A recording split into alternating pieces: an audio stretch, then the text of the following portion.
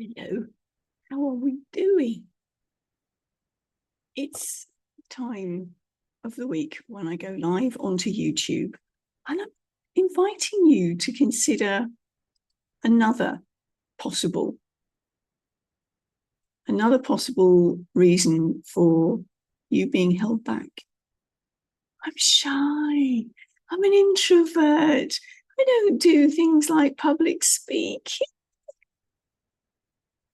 That's an interesting label, isn't it? Because in that little phrase we've had, you've been telling yourself you're shy, you've been telling yourself an introvert, and you've been telling yourself, I can't do public speaking. Now, our subconscious, our unconscious mind is listening to that and going, okay, that's fine. That's what you reckon. Then I will show you examples in life to reinforce that. It's clever like that. It understands what the conscious mind is telling it and acts accordingly. So I'm going to ask you to consider your language. I'm shy. I am an introvert. Those are very strong I am statements. That's your identity. Now, it might be a bit of a genetic predisposition to be shy, or it may be because as a little one, you weren't encouraged to explore, to try new things. You may have been the child who constantly hid behind mummy's legs. Does that sound familiar to you? What about this? I can't do public speaking. Well, what is it that's your definition of public speaking? Let's get that out on the table, shall we? Because public speaking, someone once described to me when I was talking about platforms and how it doesn't literally have to be a stage with a microphone in hand and you spouting forth as being public speaking. Anytime you open your mouth with intention, you are addressing an audience, even if it's one person. So that would be an interesting concept to try on, borrow. What is your concept of public speaking? If you can speak to one person, one-on-one, have a conversation about what you do, that is public speaking. If you have the opportunity to talk at a networking meeting, this is where you're going a little bit, oh, not sure about this. I'm standing up in front of people. Go back and check the last two videos that I did, one on the fear of rejection and one on the fear of failure. Those two are very real fears. I get that.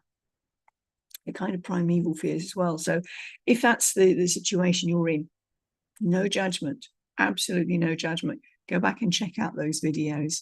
They're on this channel on the live section. But today I wanted to talk about that label of introversion, of shyness. It doesn't have to stay that way. There's a wonderful phrase in Scotland where I spent a happy 20 years, which said, it's I been. Just because it's I been doesn't need to mean it's I will be. Just because it's always been this way doesn't mean that it has to always be this way going forward. That's a decision that's up to you. Now, you can tell your unconscious mind, oh, I'm an extrovert, and your unconscious mind's going to go, yeah, no, you're not. But you can take it by degrees. Now, I'm sure you've heard of your comfort zone. Well, I don't call it a comfort zone. I call it a familiar zone. Because sometimes, let's face it, it's not a comfortable place to be in. But it is familiar. It's one where you know the territory, you know the lie of the land, you can predict how you are going to react, and pretty much how other people are too. So it's that situation that I'm going to ask you to consider. Can you change it by degrees? Get yourself into unfamiliar situations and try it out. You know, we were saying about public speaking being any time you open your mouth with intention. Well, here's a challenge for you. Can you have a one-on-one conversation with somebody about what you do? I rather suspect you can, because you're passionate about it, aren't you? Otherwise, you wouldn't be doing it.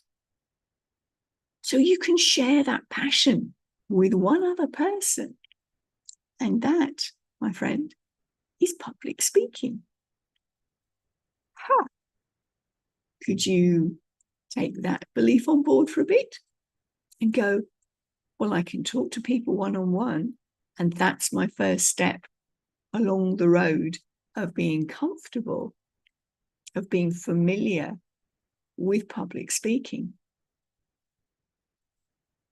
I'd also invite you to take out your trusty journal, and if you haven't got it yet, go get one, go invest in one. And it's the physical action of the writing that's even more powerful than the typing. Different areas of the brain are used. And the research is showing that the kinesthetic element of the free writing, that the feely bit of it, as well as the visual stuff, because obviously you're looking on the paper as you're writing it, and you're almost hearing your thoughts as you're writing it. So that's why it's really important to take physical pen to paper. Now, if you are a digital nut and you love having everything online, by all means scan or take photos of what you've written. Alternatively, that's if you want to keep it. But to start with, I'd invite you to journal on in which situations am I shy? Are there any situations where I feel as though I can hold my own? I can speak to other people. Check it out. Right at the top of your journal. What about me is shy? In which situations am I shy or introverted? And then do a data dump, a brain dump. No censoring, just free flow. Don't even worry about full stops and capital letters. You know, this is you letting out what's in there. This is where your unconscious mind comes up to play and says, well, this is what you've been telling me all these years. Write it down. Conscious mind, have a look at it. Once you've got the idea of where this idea that you are shy and introverted came from, go back in your memory. Is there a particular incident you remember? How are the people around you reacting? And then you can take it from there. Because when you've uncovered those scripts, those things you're telling yourself, I'm shy, I'm introverted, I don't do public speaking, or whatever else is in there, because there may be some other things that percolate to the surface as you're doing this exercise.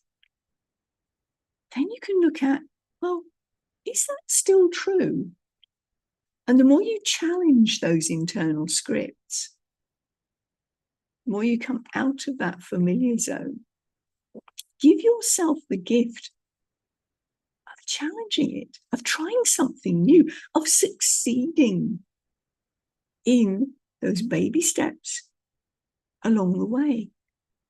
And little by little, you can change that internal script to I'm shy and introverted. I used to be. I may be even a recovering introvert. And by the way, if you're looking at me and going, oh, it's all right for you, Wendy, you're an extrovert. Well, no, I'm not. I'm an ambivert. Yes, I do like to be around people, but I get all peopled out. And there are times when I just want to retreat into a small space and recharge. So if there are situations, and this is particularly true of me when I'm talking about my story, I suddenly feel those fears of rejection, those fears of failure, they come up again. So I've been there. I know what it's like. To be able to flip that script is fundamental for you to progress on your journey of being a speaker. And that's a label at the moment you may go, oh, no, not for me. But I invite you to take those baby steps. So look at this week. I'm going to invite you to, as I said, take that step back, get out your journal, check through what is the source of my shyness? Why am I introverted? What about me? What about my past has led me to believe that that's my label? Because now I'm telling myself that. You'll see examples of situations where you feel shy and introverted. Whereas you can flip that script to go, I used to be. I'm trying, I'm making the effort, I'm aiming to get myself familiar with speaking to more people. Now, one-on-one conversations. You can do that. You can be on a podcast. That is a first step along your journey to public speaking, whatever your original definition of public speaking was. Because you know what? A podcast is public speaking. And it's a one-on-one conversation with the host. And I can show you how to engage the host and the audience who you can't see. That's for the Page to Stage podcast. We'll talk a bit more about that next week. But this week, shy, introverted, don't do public speaking. Let's check those scripts out. Write down where they come from and let's flip them so that you can make the most of your wonderful story. Because your words do have power. That's it for this week. See you again next week. Check out what else is on this channel. There's lots of really useful information for you. For now, bye from me.